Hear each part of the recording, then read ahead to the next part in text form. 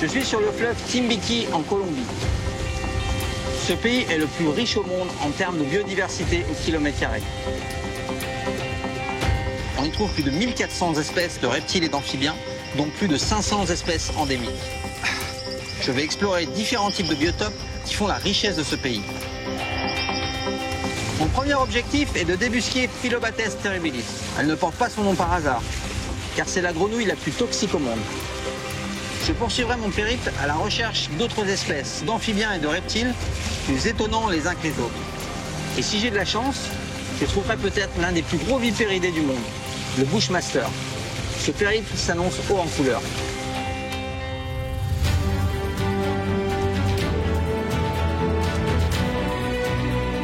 Les reptiles sont étranges et mystérieux, parfois dangereux, mais toujours fascinants. Je m'appelle Nathanaël Maury, je suis photographe et herpétologue.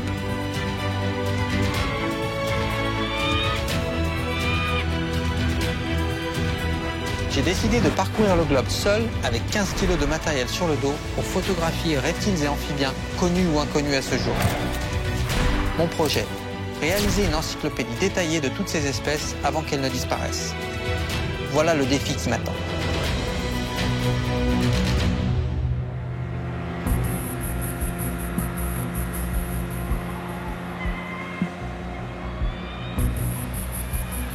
Il y a une dizaine d'années, il était encore impossible de venir ici, car la région était entièrement contrôlée par les FARC et les narcotrafiquants.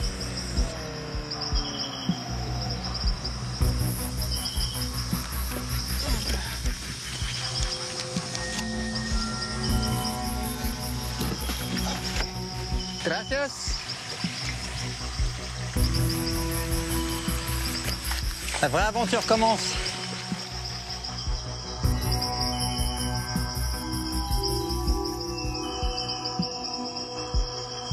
Cette forêt protégée porte le nom de la grenouille que je suis venu chercher, Phyllobates terribilis. C'est la grenouille la plus toxique du monde. Elle a failli disparaître en 2012. Heureusement, on lui a créé une réserve naturelle de 50 hectares qui lui est entièrement dédiée.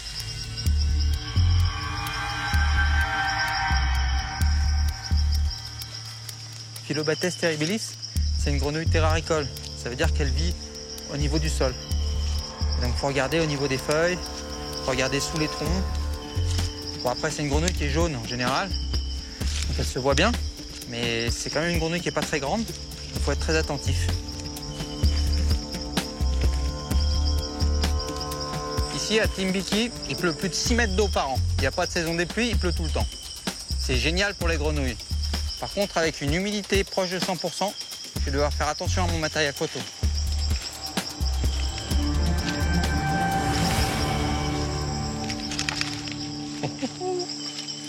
Il y a un serpent, je ne sais pas encore si c'est un faux corail ou si c'est un corail. Il faut que je voie la tête. A priori, les serpents corail sont pas arboricoles, donc je pense que c'est un faux corail. Ouais, c'est un serpent faux corail arboricole. Ça, c'est Rhinobotrium bovalii. Il est super beau. Tu vas venir avec moi? On va faire une très belle séance photo. Ça fait partie des serpents qui mimiquent les couleurs des microrusses, qui sont des serpents de la famille des cobras. Et en fait, ils se font passer pour dangereux alors qu'ils ne le sont pas. Pratique pour les prédateurs qui pensent qu'ils sont super venimeux. Donc en fait, ils n'ont pas de venin. C'est inespéré parce que là, dans cet endroit, je ne pense pas que ça a été répertorié encore.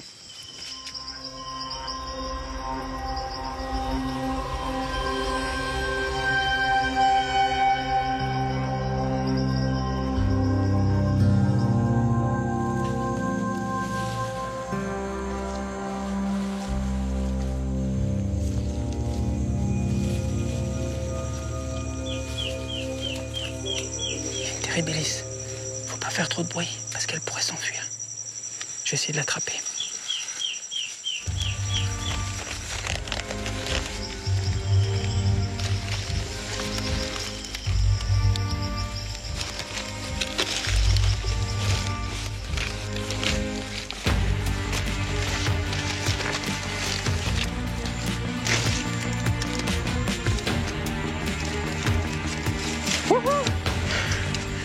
Phyllobates terribilis. Alors celle-là, faut pas que je la touche avec la mauvaise main. C'est parce que ça, c'est très dangereux. Ah, elle est magnifique. Bon, faut que je la mette en boîte. Délicat. Voilà. Il faut surtout pas toucher la partie du gant qui a touché la grenouille, parce qu'il y a sûrement de la batrachotoxine dessus. Voilà. Alors ce gant-là, je l'utiliserai plus. Voilà. Elle est mignonne comme tout. Mais elle est aussi dangereuse que mignonne. Ça, c'est la grenouille la plus toxique du monde. Dans les tests laboratoires, on dit la dose létale à 50%, donc la DL50. C'est ce qui est utilisé pour mesurer la toxicité. Et la DL50 de cet animal, c'est 10 000 souris. C'est-à-dire qu'avec la dose de poison qu'il y a dans cette grenouille, on peut tuer 10 000 souris. Ou une quinzaine d'humains. Mais bon, je pense pas qu'ils aient fait le test sur les humains. Là, je vais faire une séance photo un peu intense, parce que ça saute partout. Et puis celle-là, il ne faut pas que ça touche le matériel, tout ça, pour ne pas déposer de poison sur les instruments. Voilà, là j'ai le point GPS, Terribilis. Je vais lui remettre son tronc, parce que j'ai un peu tout démoli. Voilà.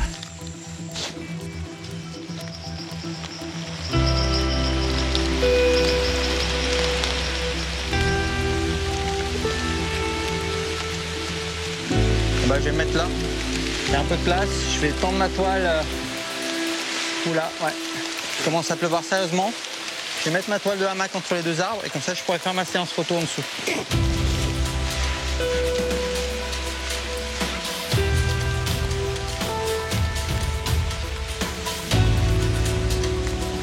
Travailler sous la pluie, c'est juste impossible.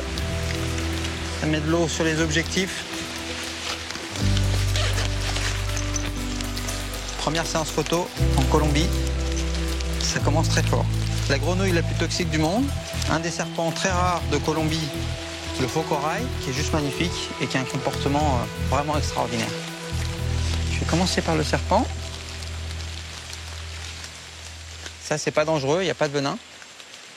Et il est assez rare, puisqu'il a été enregistré qu'une vingtaine de fois par les scientifiques dans toute la Colombie. Voilà, alors il aime bien se mettre en boule comme ça, mais pour moi, c'est pas l'idéal parce qu'on ne peut pas avoir toutes les caractéristiques. Donc il va falloir que je le mette bien à plat. Il va falloir qu'il se détende. Il faut que je l'aplatisse, qu'on puisse voir tous ses anneaux. Voilà. Là, je suis très bien pour la photo générale. S'il s'en va pas. C'est vraiment magnifique. Hein. Les bandes comme ça, crème, rouge, noir. Je vais faire les photos de la tête. Voilà. C'est incroyable. Hein. Les bandes blanches entre les écailles, c'est quelque chose de particulier. Latéral.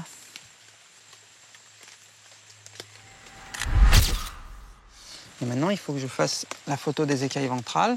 Donc, il est plus grand que ce qu'on peut penser, parce que quand il est enroulé, il fait une toute petite boule qui tient dans la main. Mais déroulé, il fait un bon 1m20, 1m30. Ah, c'est vraiment une crème. Hein. Il ne mord pas. Il se déplace doucement. Hop là. Alors là, je vais devoir l'enrouler. Voilà, on fait un cercle.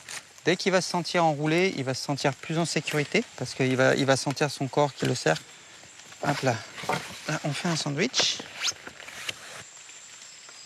Ah, j'ai peut-être une chance.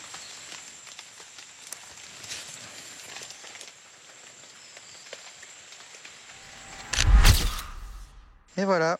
Tu peux te retourner, c'est pas grave, j'ai ma photo. C'est marrant, il se balade sur le dos. Hop là. Bon, je le remets dans son sac et puis je le relâcherai tout à l'heure avec le point GPS. Maintenant, on va faire Philobates terribilis. Donc, comme c'est une grenouille qui est vraiment très toxique, je vais couvrir mon matériel avec du plastique pour éviter que si je manipule une autre grenouille plus tard, même si j'ai nettoyé, qu'il ne reste pas un peu de batrachotoxine et que la grenouille se tue en touchant quelque chose qui a été intoxiqué. Donc, je vais recouvrir tout le matériel de plastique. Là, un gant, ça c'est important, puisqu'elle a suffisamment de toxines pour tuer 10 à 20 personnes. Là, il ne faut pas rigoler.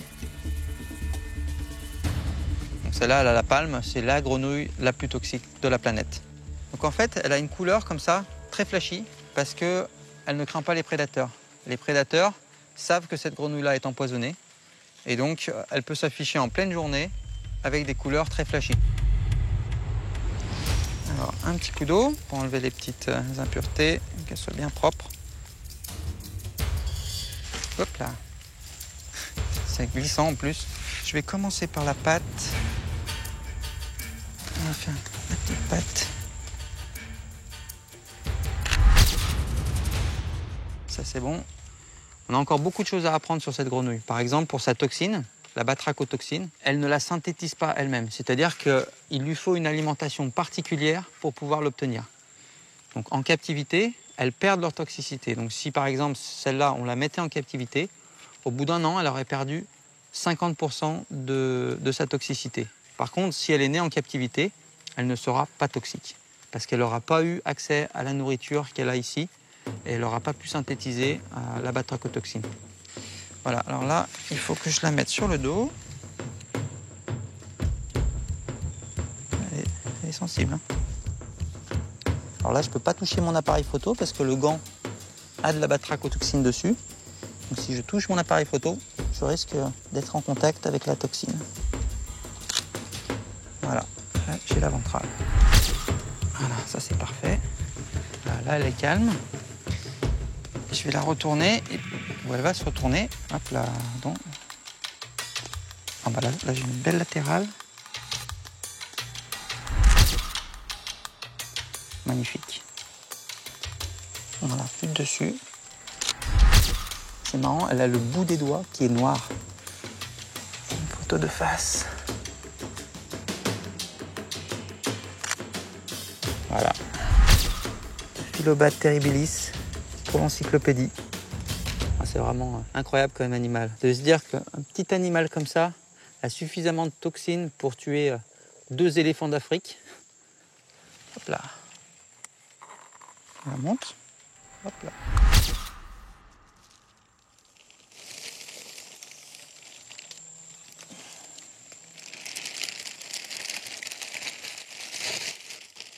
Toujours retourner, comme ça on est sûr que il n'y a pas de toxine nulle part. Voilà.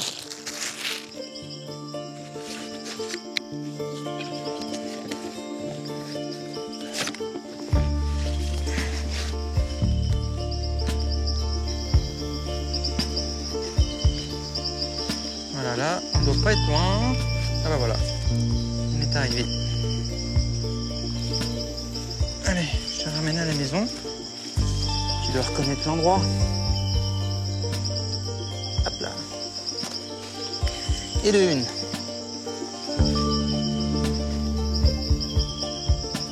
On va mettre pas très loin.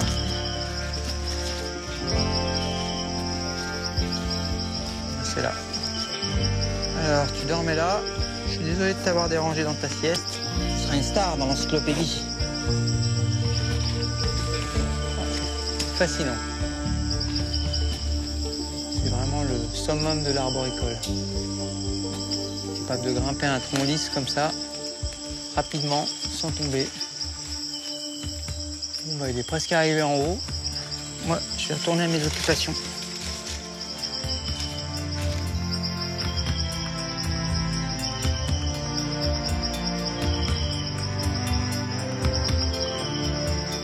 L'exploration se poursuit dans la réserve de San Cipriano, car de nombreuses espèces endémiques s'y trouvent.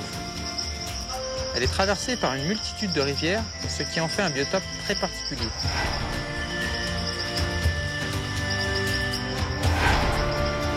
Ici, nous sommes en forêt subandine, dans les contreforts de la cordillère des Andes.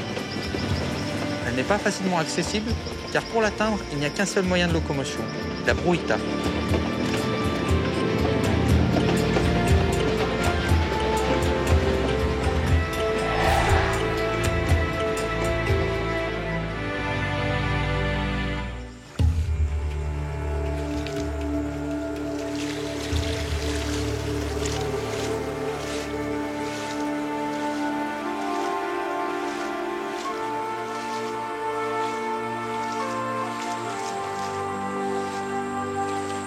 Je vais installer mon camp avant qu'il fasse nuit.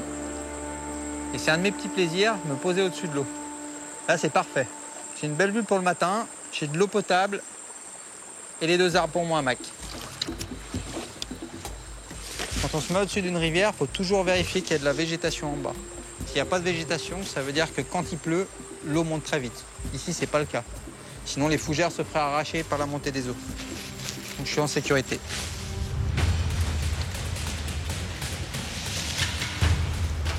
Dans les rivières, on peut utiliser les cailloux.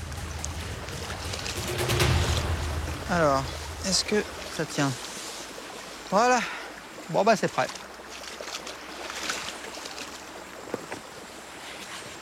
La nuit est en train de tomber. C'est le moment de partir en recherche. Je vais aller explorer. Il y a tout un réseau de rivières qui est à côté là. Ça a l'air prometteur.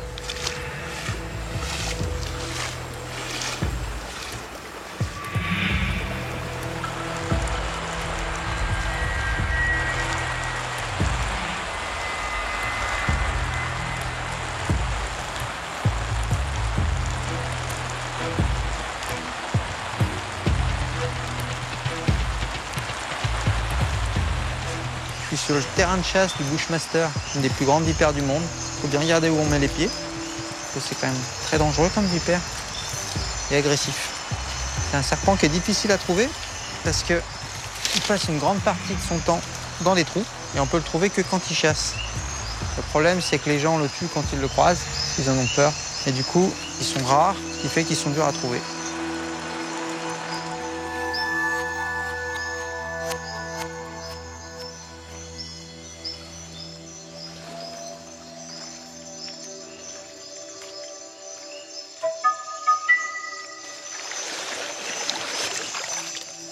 Hello! Ça, c'est une Kinosternum leucostomum, une tortue boîte. Elle peut se fermer complètement. Le plastron, en fait, il pivote et elle peut fermer à l'avant et à l'arrière. Je la laisse repartir. Je l'ai déjà fait au Costa Rica. C'est marrant de voir une boîte qui nage. Allez, on est reparti.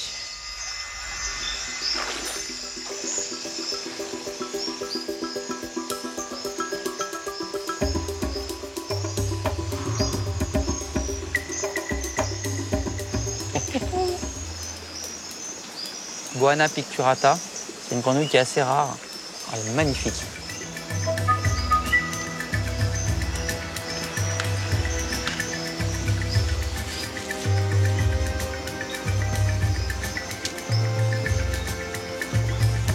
Il y a un lézard Jésus, Basiliscus galericus.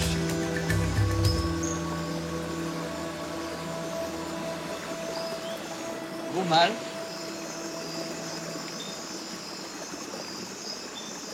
Il y a du monde dans cette rivière.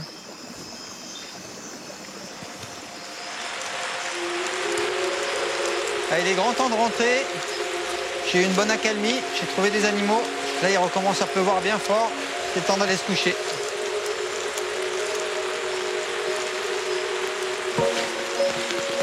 Ouh, eh ben, ça fait du bien de rentrer à la maison. Première nuit en Colombie, bien mérité. Je suis content, là, je peux voir toutes les écailles ventrales, je peux les compter, c'est bien pour l'identification. Et surtout, la Taibellis, elle a un regard qui fait pas rien, on dirait qu'elle sourit pas. Là, on voit toutes les glandes à poison. En fait, chaque petit point noir, c'est une glande qui peut délivrer du poison. Et comme on peut le voir, elle en a des milliers. Même au-dessus de l'œil, il y a des glandes à poison partout. Hein. Tous les petits points noirs. C'est impressionnant. En tout cas, c'était une très belle séance photo, surtout pour la première en Colombie. Et demain, j'enchaîne avec d'autres animaux que j'ai attrapés ce soir. Ça va être une belle séance photo aussi, ça promet.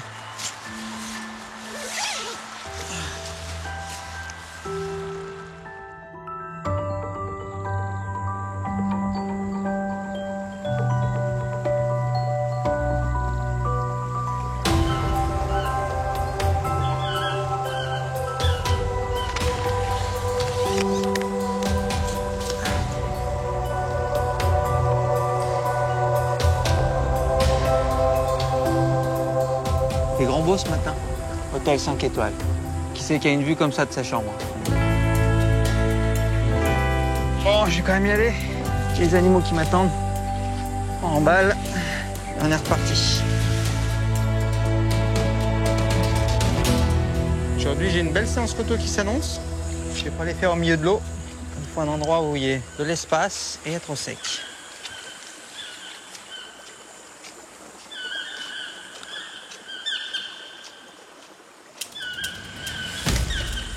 Oui, il y a un serpent arboricole. Bon, en général, on a un peu de temps.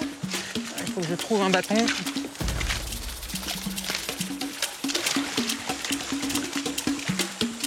Je pense qu'il va sauter, mais pas sûr. Hein. Il va peut-être essayer de grimper. Ils sont très agiles. Là, il est hors d'atteinte. Bon, je vais essayer de grimper. Hein. Ça risque d'être glissant. Bon, j'ai pas dit que j'y arrive. Hein.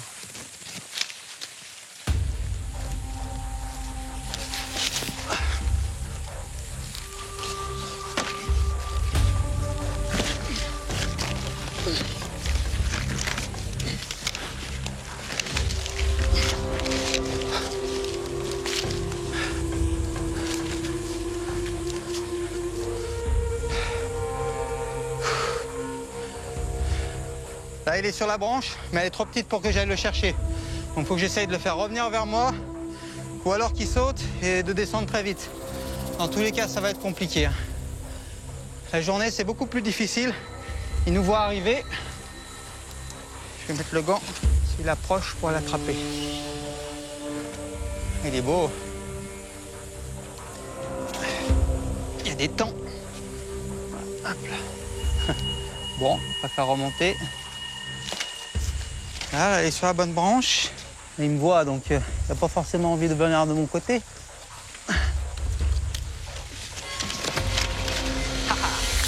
Fais-moi le malin, là.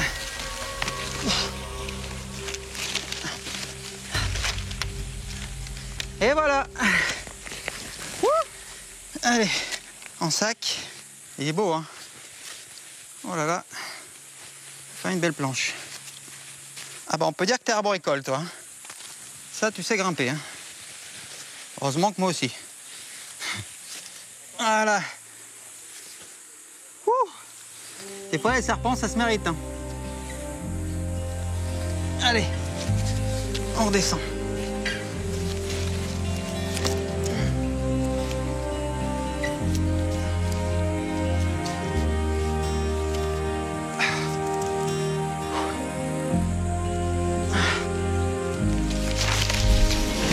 Hop là.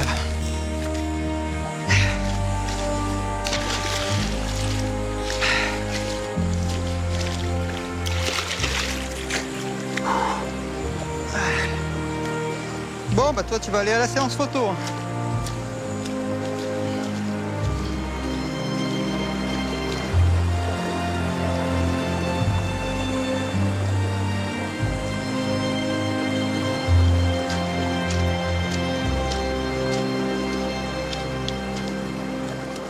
Je vais m'installer là pour la séance photo. J'ai de la place pour attraper les animaux s'ils s'échappent.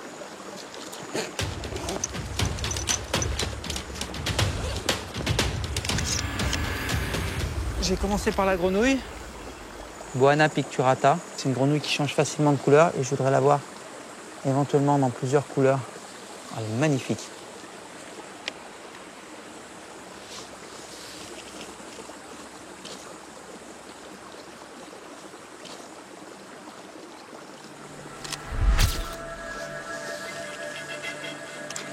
Elle a la capacité de changer de couleur assez facilement.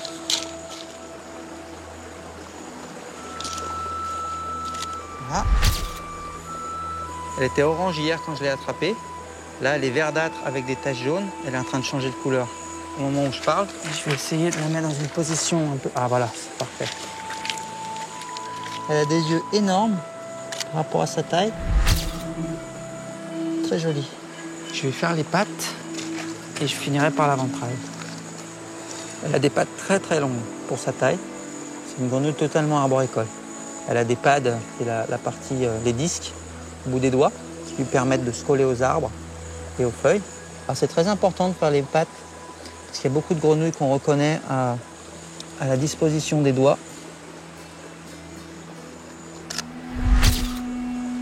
Voilà. On va faire la ventrale. Donc elle va essayer de s'agripper. Voilà. Donc j'utilise le plastique en fait, comme ça elle ne peut pas s'agripper parce que c'est fin. Ah, c'est parfait.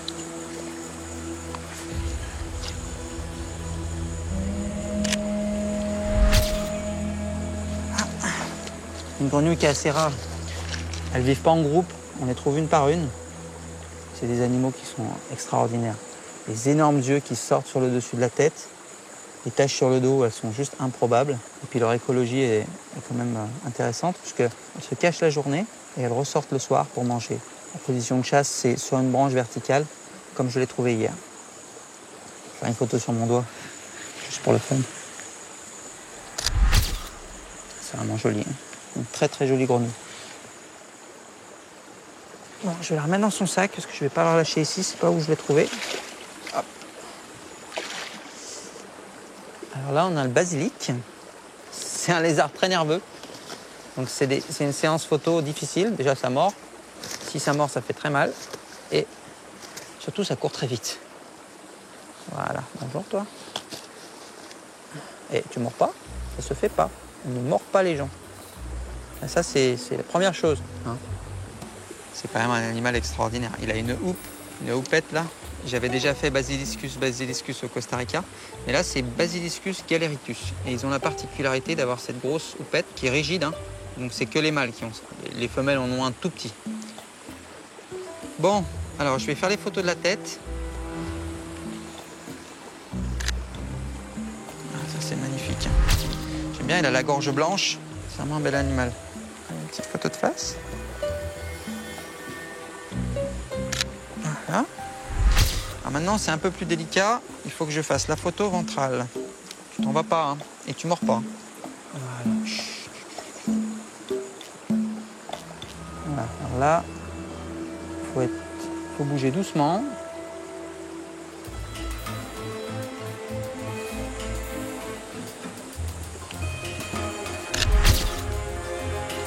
J'ai ma photo ventrale.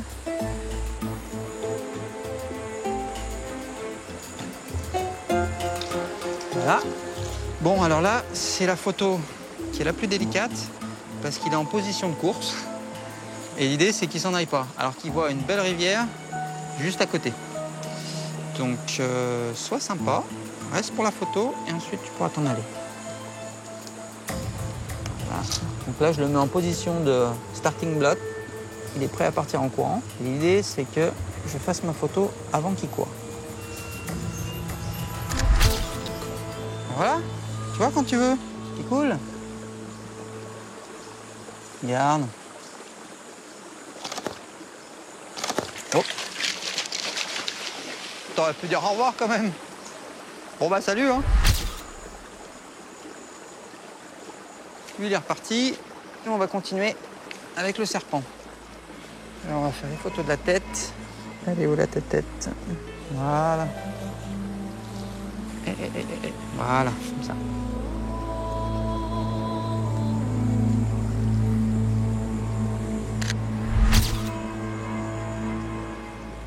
Alors, comment tu t'appelles, toi? T'es une couleuvre, ça c'est sûr. T'es pas un cobra. Je connais pas l'espèce. Je pense que c'est le genre Phrynonax.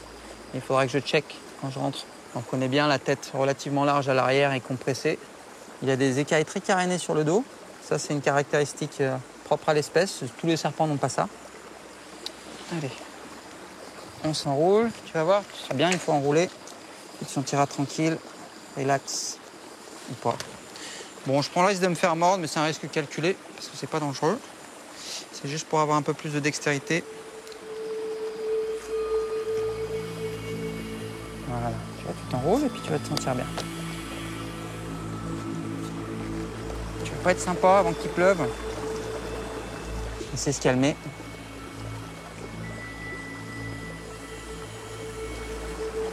Hop, hop, hop. Voilà. Bon, voilà, maintenant je suis sûr que c'est Phrynonax à sa façon de gonfler le cou. C'est typique de ce genre de serpent. Alors, quand c'est un serpent qui a des bandes, il faut qu'on puisse compter le nombre de bandes parce que ça peut déterminer l'espèce. Comme il n'a pas de bandes, on peut faire une photo un peu plus fouillie. C'est pas grave, ça ne nous empêche pas de l'identifier. Tenter un rapide pour voir. Elle a l'air à peu près calme.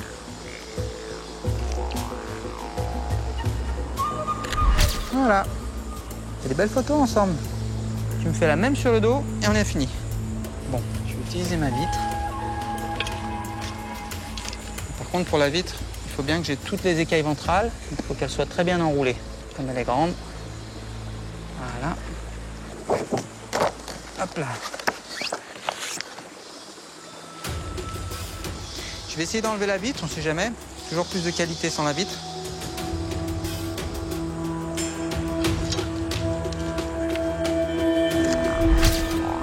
Voilà, là je peux compter toutes les écailles ventrales. Bah, finalement, la photo ventrale a été beaucoup plus facile que la photo générale.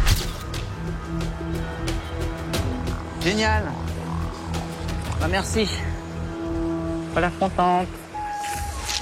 Je savais, pas contente. Je la laisse repartir parce que là, on est juste à côté de son arbre. C'est magnifique. Hein. Bon, j'ai toujours pas trouvé le Bushmaster. On verra.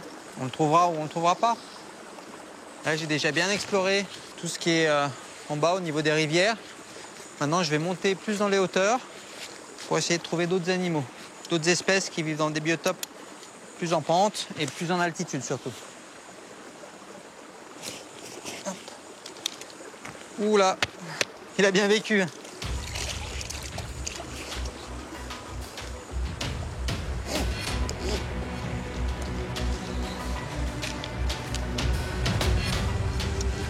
Allez, je te ramène à la maison.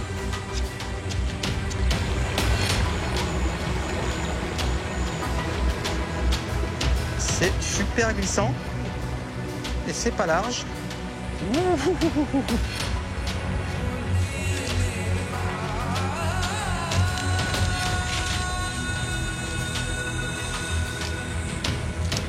Voilà ton petit arbre. Je voulais te dire, t'es la plus jolie grenouille arboricole que j'ai jamais vue. T'es trop belle. Ben moi, je te laisse à tes occupations et puis je continue.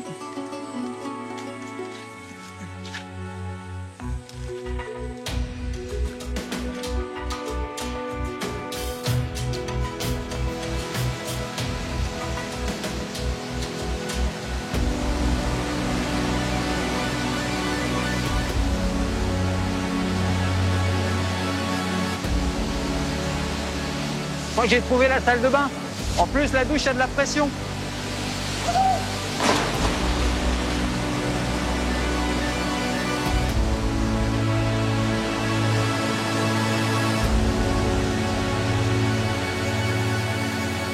C'est pas tout ça, mais j'ai une montagne à grimper. Allez.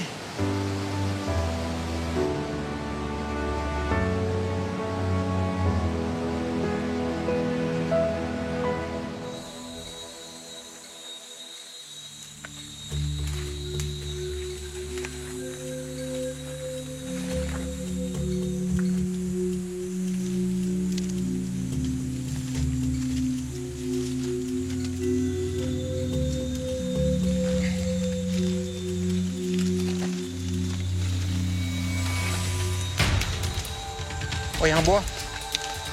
Oh, il est gros. Oh, il est magnifique. Une bonne bête, hein. Impressionnant. Ça, c'est du serpent constricteur, mais il faut quand même se méfier. Ils ont des grandes dents et un serpent de cette taille-là a beaucoup de force. Donc, à la capture, il ne faut pas se louper. Ici, je ne suis pas dans un endroit très pratique pour la catch. Il faut bloquer la tête. Oh. Il faut aller vite parce qu'il a tellement de force qu'on ne peut pas la bloquer longtemps. Il cherche plutôt à s'échapper plutôt qu'à mordre. Voilà. Là, je l'ai. Oh. Il est énorme. Je suis super content. Boa constrictor. Des fois, ils peuvent être très agressifs. Ils ouvrent la bouche. Et puis, ils projettent leur tête pour nous mordre. Et celui-là a l'air assez calme. C'est que du muscle. Ah, j'adore. Il enroule sa queue. C'est rigolo. Allez, tu rentres dans le sac maintenant. Il fait son poids. Incroyable. Il fait au moins 10 kilos. Bon, c'est pas un serpent très rare. C'est quand même un des serpents les plus emblématiques d'Amérique du Sud, le boa constrictor. Et c'est un des plus gros. Hein. C'est le deuxième après l'anaconda.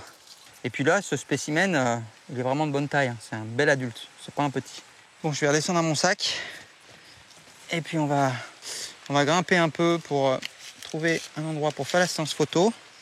Allez. Toujours avoir le gant et le crochet à portée de la main, c'est important.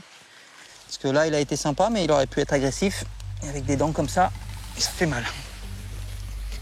Hop là. On va voir si ça rentre dans le sac. J'aurais pu en prendre un plus gros. Hop là. Ouh, c'est lourd. Prendre le point GPS. Voilà. Faut le relâcher. Et on est reparti.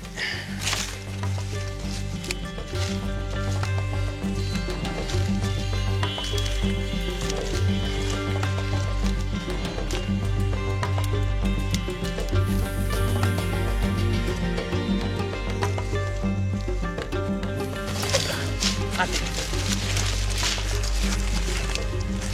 Hop là. Ouh. Oh, elle est magnifique. Ah, c'est une Ophaga Istronica. C'est un peu toxique, mais pas trop. Avec un sac comme ça, je suis protégé.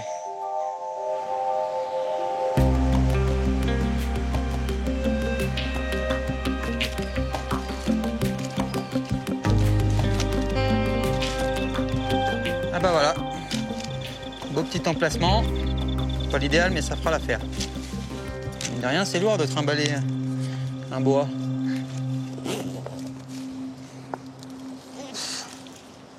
Voilà, attends que je prépare le studio. Là, je vais mettre la bâche, parce que déjà le boa, il est trop gros pour la boîte à lumière. Et si j'ai des feuilles qui sont devant le corps du boa, d'ailleurs, je suis obligé de faire des retouches photos et c'est vraiment pas l'objectif. Je suis quand même curieux de savoir combien il pèse. J'ai mon petit peson, on va regarder.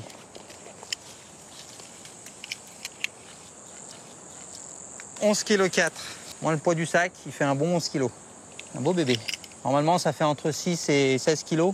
Donc là, c'est déjà vraiment un gros spécimen.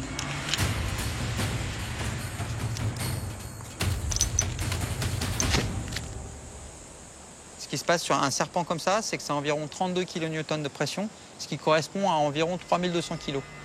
Donc s'il me serre, il a 3200 kg de pression pour me serrer. Donc il ne faut jamais que je le laisse m'enrouler en fait. Ça devrait bien se passer. Hein. Bon, on va voir s'il est de bonne humeur. Alors première chose, je vais trouver où est la tête. Elle est là. Je vais mettre le gant parce que si je me fais mordre, c'est des points de suture. Salut toi. La photo de face. Maintenant, il m'en faut une latérale. Voilà. Comme ça, c'est bien.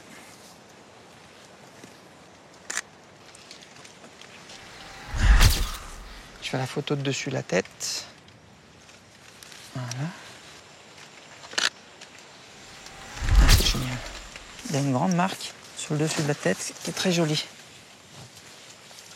Voilà, bien là. C'est imposant. Hein. Bon, voilà. Maintenant, il faut qu'il se calme. Hop là. Je finis mes 2 photos et après, je te ramène chez toi. Hop, hop, hop, hop. Faut que j'arrive à le grouper suffisamment pour qu'il rentre dans la photo, parce qu'avec la taille qu'il fait, pas gagné. Non, non, non, reste là. Hop là.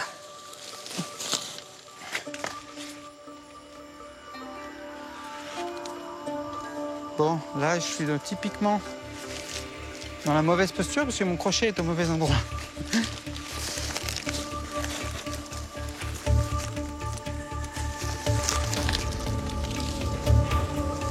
Reste tranquille, détends-toi. Là, il a vu qu'il pouvait partir dans la jungle sur le côté. Allez, il essaie d'y aller. Relaxe-toi. Allez, je fais un essai. Il est parfait, là. Ça me plaît. C'est parfait.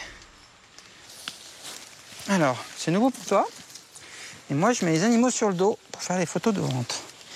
Donc, il faudrait que tu sois sympa avec moi et que tu veuilles bien me laisser faire. C'est incroyable.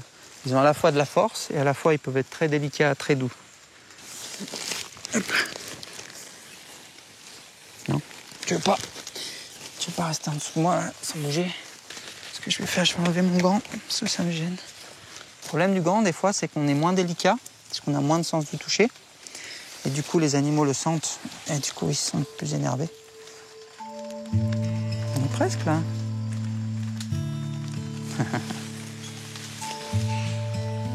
Hop là.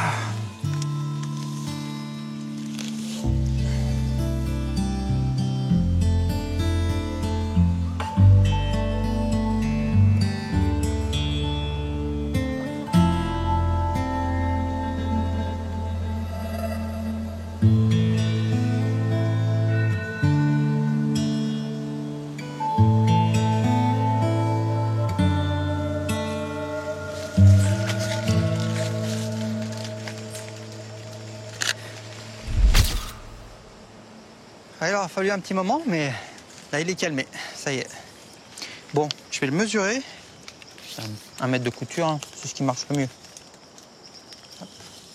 Ça fait déjà 1,50 m. Voilà, 2 mètres. Ce qui nous fait 2,87 m. Bah, c'est pas mal, hein? Bon, c'est super sympa. Ils sont réputés pour être agressifs. Moi, je trouve pas. Bon, je vais te remettre dans ton sac parce que toi, tu n'habites pas là. Hein. Voilà. 11 kg, 2,87 m. Et voilà, il est dans le sac. C'est un sac qui est respirant, donc il peut respirer. Il est bien à l'intérieur. Donc là, il est parfait.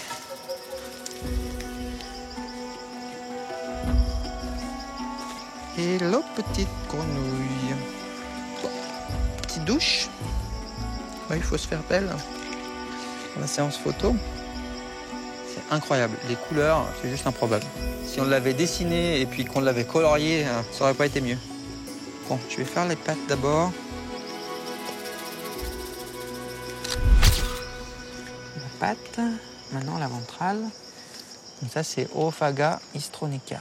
Et ça saute très vite. Tu sais bien, on fait la séance photo et ensuite tu peux sauter dans ta jungle. Voilà.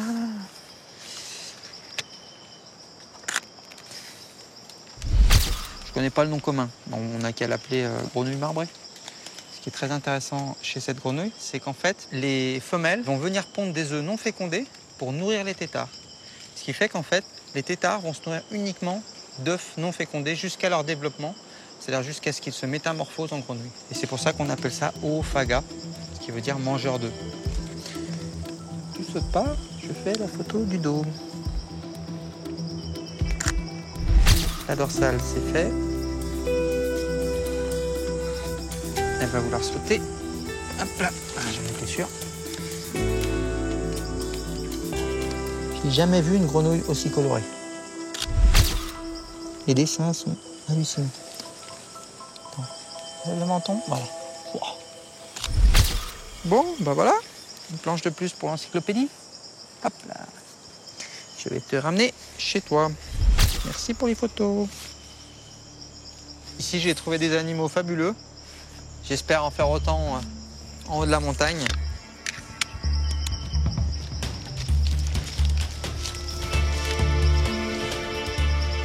En tout cas, un grand merci pour la planche parce que là, c'est juste magnifique. Et encore merci, hein. C'est une magnifique surprise. Bon, on arrive au point GPS. Ouh, c'est pentu, hein. Alors, les animaux, quand ils retournent chez eux, c'est un de mes moments préférés. Salut!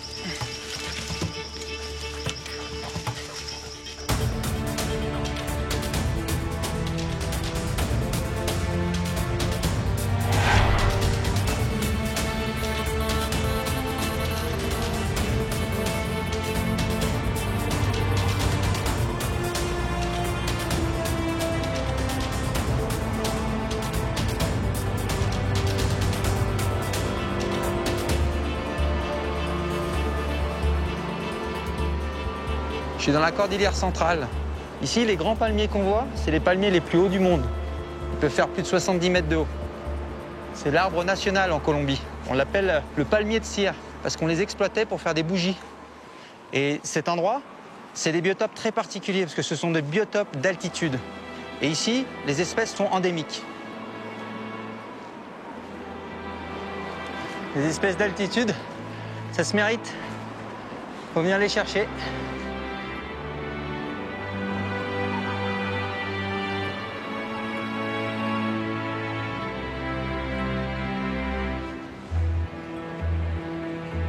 C'est important de retourner les palmes et puis les bouts de bois, parce qu'il y a certaines espèces de montagnes qui se cachent dessous la journée et qui sortent la nuit. Si on veut les trouver, c'est le seul moyen.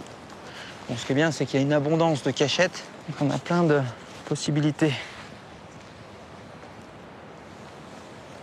Et ben voilà, oh, c'est génial. Viens par là, toi. Le petit crapaud. Il se cachait tranquillement sous sa branche. Et là, il est dans le sac. Bon, je vais devoir trouver un endroit un peu plat quand même, parce que ici, c'est bien pentu.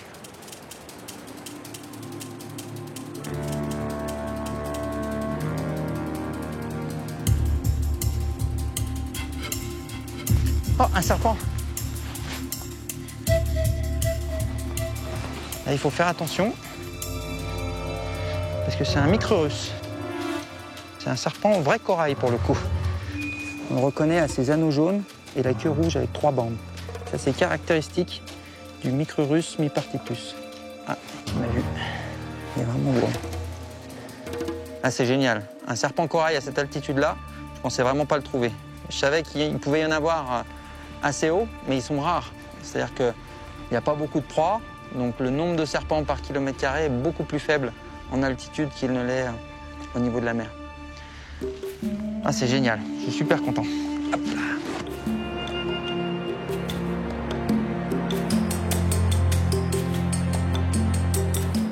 Voilà, un endroit plat.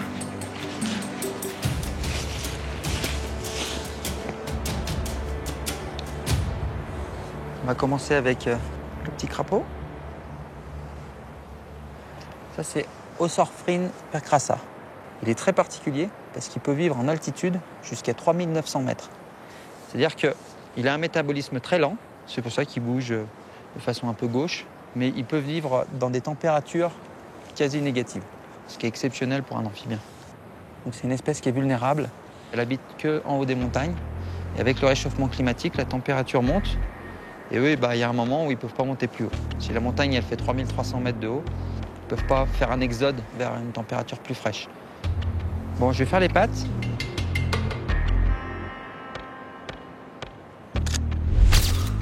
Ils ont des pattes qui sont vraiment exceptionnelles. Les doigts sont quasiment, on a, je sais pas, une demi-phalange pour les doigts à l'avant et à l'arrière. Je vais pouvoir faire la patte, désolé. Je vais faire la photo ventrale avant qu'il se retourne parce que comme il est rapide, il ne faut pas traîner.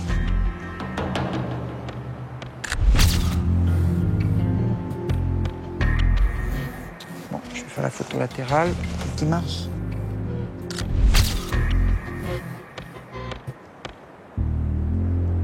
Ce qui est bien, c'est qu'il bouge doucement. J'arrive à faire la mise au point en même temps qu'il bouge.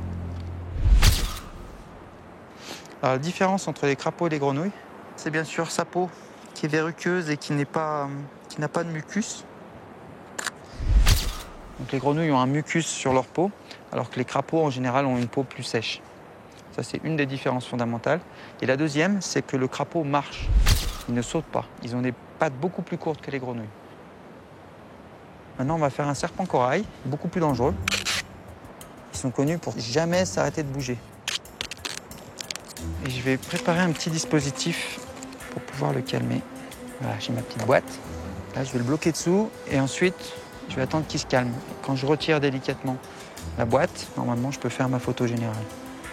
Et les serpents corail sont de la famille des cobras, des élapidés. Et la famille des élapidés ont un venin neurotoxique. Ça s'attaque à tout le système nerveux. Donc ça peut nous arrêter les battements du cœur, ça peut nous faire des problèmes respiratoires. Enfin, c'est sérieux, quoi. Donc si on se fait mordre, ça fait pas mal. Il y a même certaines personnes qui se sont fait mordre sans s'en rendre compte. Le venin est indolore. Par contre, il est très dangereux. Donc là, il faut le mettre sous la boîte sans se faire mordre.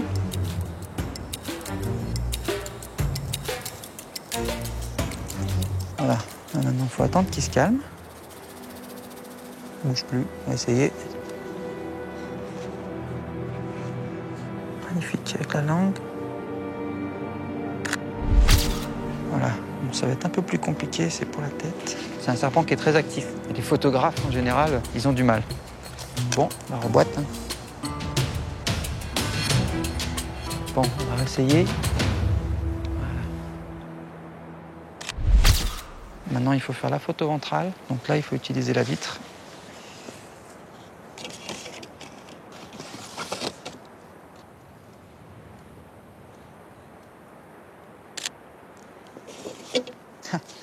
Il est descendu d'un cran. Et j'ai la photo. Ouf, pas facile, toi, hein? Même si j'ai pas le Bushmaster, j'ai encore une collection de planches vraiment intéressante pour la Colombie. Je suis très content de mon voyage. La biodiversité colombienne a tenu toutes ses promesses. J'ai capturé et photographié plus de 80 espèces de reptiles et d'amphibiens. Mais il faut rester vigilant et redoubler d'efforts pour que ces espèces, dont certaines sont endémiques, continuent d'être protégées. Tout peut être prétexte à déforester et détériorer leur habitat. Mais il faut continuer à se battre pour que mon encyclopédie ne soit pas le seul témoin de trésors inestimables perdus à jamais.